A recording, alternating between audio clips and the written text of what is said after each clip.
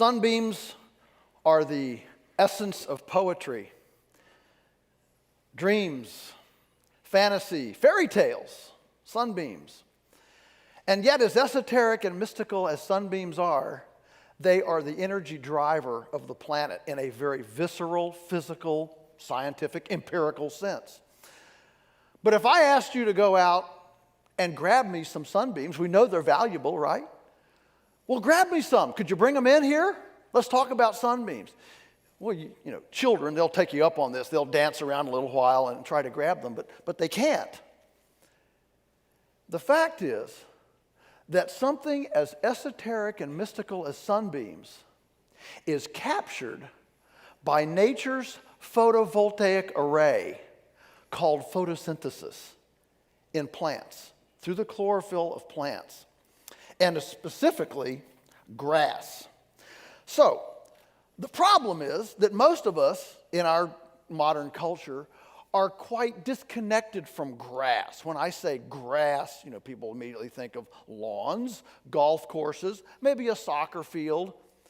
But you're not thinking about the kind of grass that the Knights of the Golden Horseshoe found in the early 1700s when Governor Spotswood, the colonial governor of Virginia, sent his friends, dubbed the Knights of the Golden Horseshoe, I mean, they were British after all, sent them across the Blue Ridge. The British had bumped up here against the Blue Ridge. What was over Afton Mountain? What was over there? So he sent them over to discover what was there. And what they found, they wrote back, and they spent a couple of weeks, and they said, everywhere we rode in the Shenandoah Valley, we could take the grass and tie it in a knot above the horse's saddle. It was a magnificent silvopasture of elk, deer, passenger pigeons, prairie chickens, pheasant, turkey, and bison, up to herds of 3 to 4 million. Captain Jim Bridger got behind a herd out in the Black Hills of Dakotas when he was sent out to explore it, behind 7 million bison. Now, that's always intrigued me. You know, can you, Lieutenant, could you come up here a minute, please? Sharpen your quill. Start counting. 1, 2, you got that? 2, 3, yeah.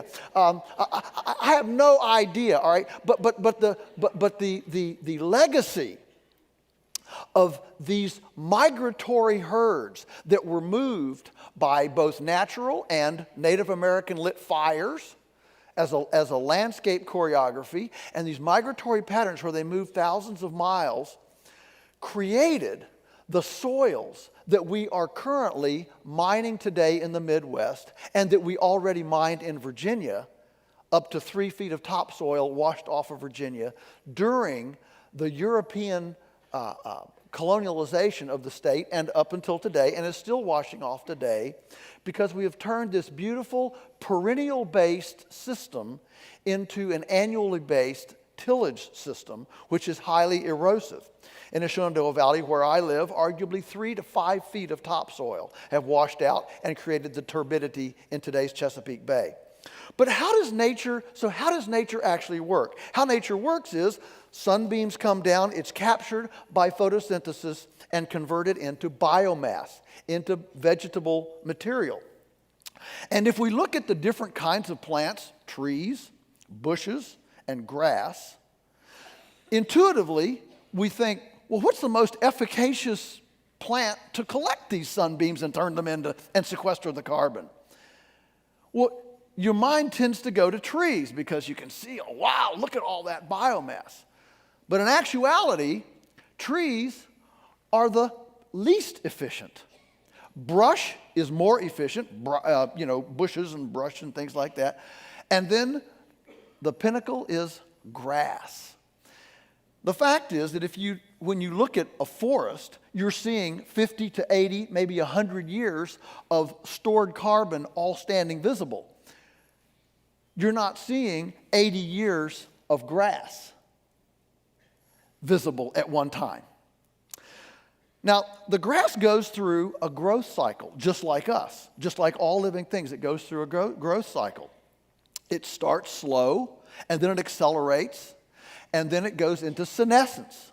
So the 3 stages of grass I call diaper stage. So right here in this pot, I have freshly eaten diaper stage. This is infant grass. It's just been grazed and it's coming back. Here I have teenage grass, okay? Juvenile, fast growth grass. Remember when you could eat a half a gallon of ice cream and it didn't go on your hips? This is juvenile grass. And then we come into, more juvenile, but you see it starting to brown down, and eventually it goes to what I call nursing home grass. Okay?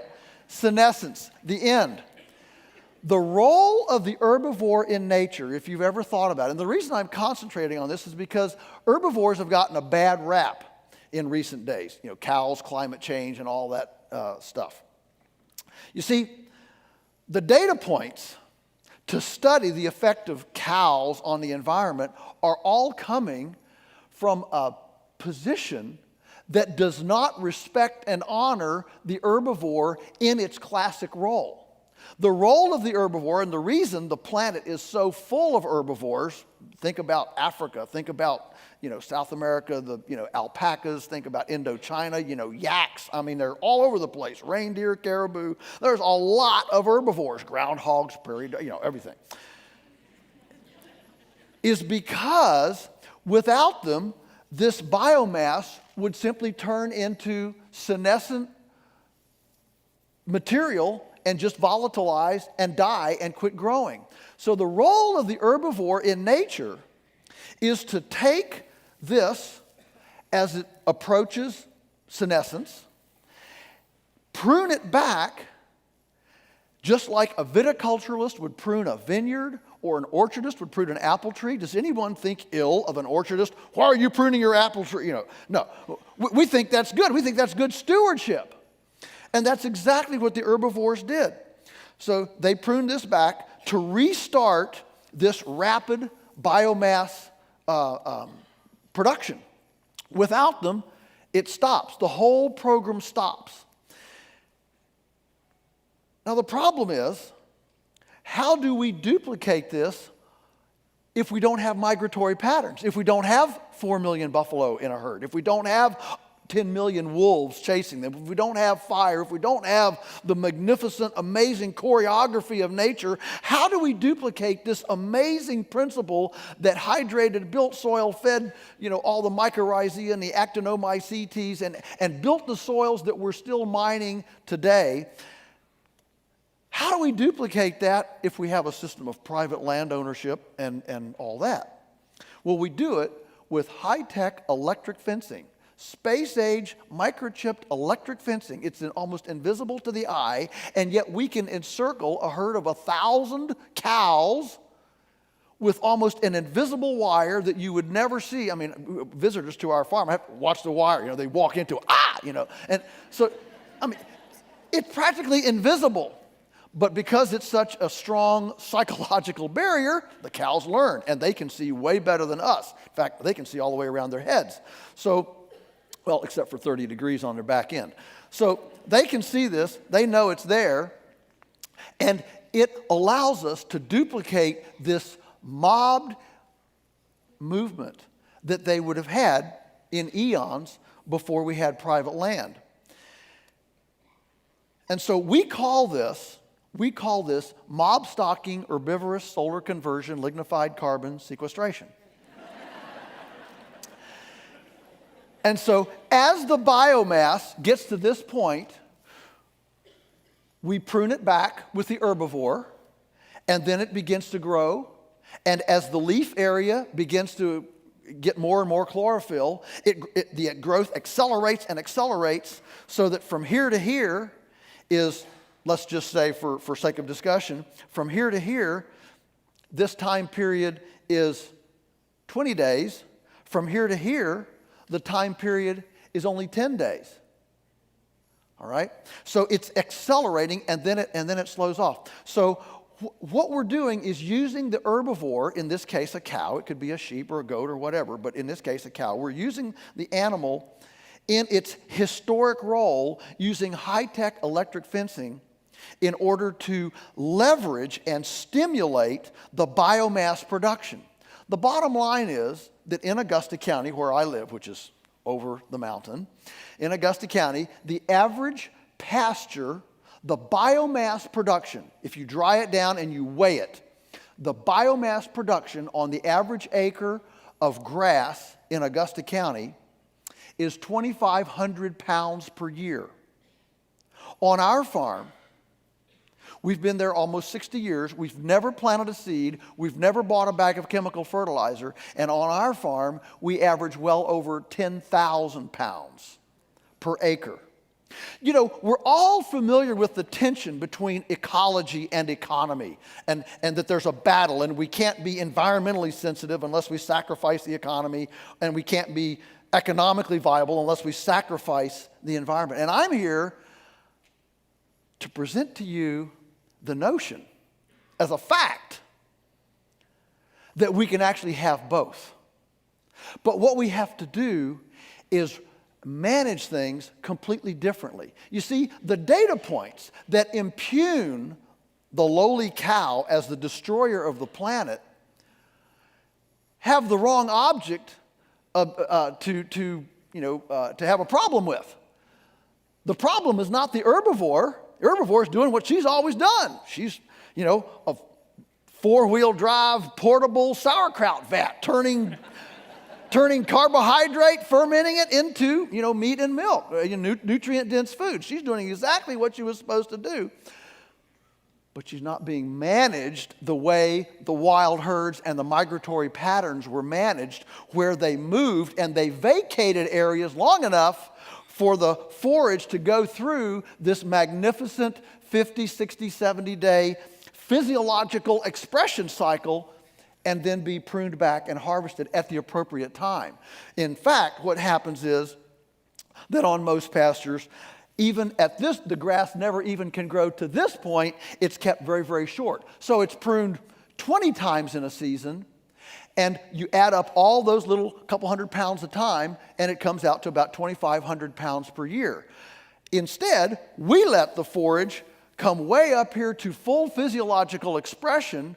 By denying access, we move the cows every day to a new spot, letting everything else rest and go through this rapid accumulation cycle. And what it means is that we triple, quadruple, and even quintuple the amount of forage that can produce on a certain area. Now, that cow is dropping 50 pounds of goodies out her back end every day.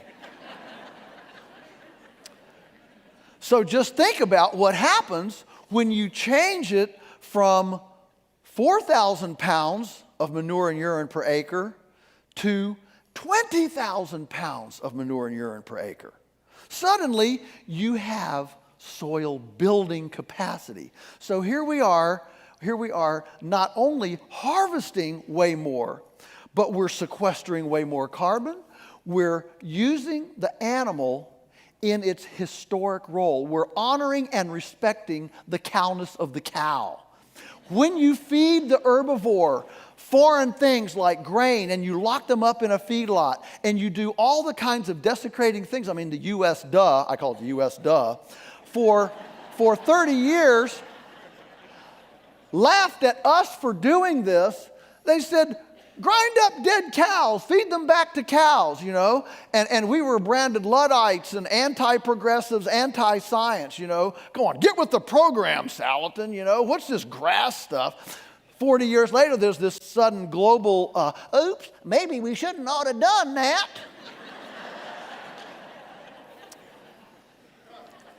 And it's beyond me why we still give these sophisticated agents of our culture the freedom to tell us what to eat and how to eat.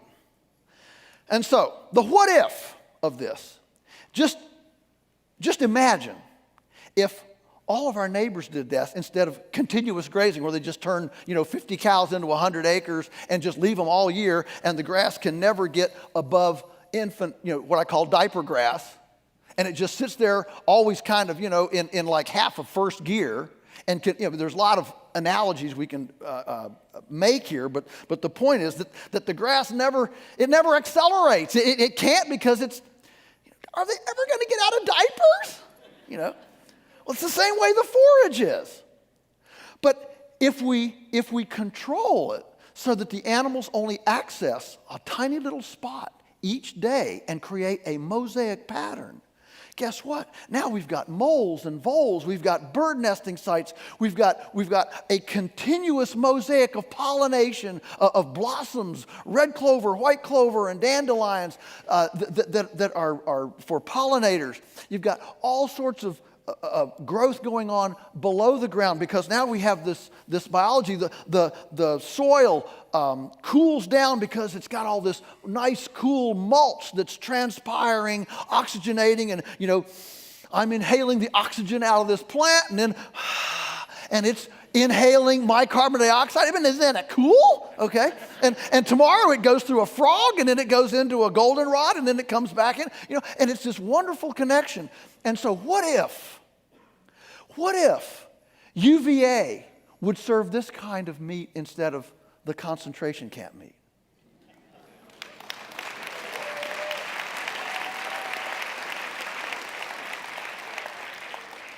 What if McDonald's served this?